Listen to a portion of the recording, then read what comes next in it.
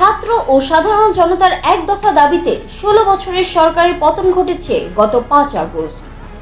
5 August দুপুরের পর থেকে সারা দেশে উল্লাসে ফেটে পড়ে দেশের মানুষ। প্রায় 1 মাস ধরে চলতে থাকা কোটা সংস্কার আন্দোলনের সঙ্গে আগেই সংহতি জানিয়েছেন ঢাকার শীর্ষ নায়ক শাকিব খান। ফলে শেখ হাসিনার সরকার পতনের পর তার পক্ষ থেকে প্রতিক্রিয়ার অপেক্ষায় ছিলেন ভক্তরা। 5 আগস্ট সকালে নায়কের সোশ্যাল হ্যান্ডেলে দেওয়া এক বার্তায় তিনি বলেছেন, বৈষম্য বিরোধী ছাত্র আন্দোলনে যুক্ত সবার চাওয়া পূরণ হয়েছে, জয় পেয়েছে আন্দোলনকারী শিক্ষার্থীরা।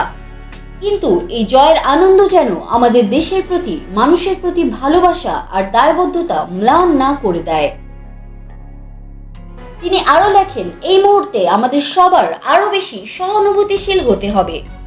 মনে রাখতে হবে, সবার আগে দেশ, মানুষ, ভাবমূর্তি এবং দেশের সম্পদ।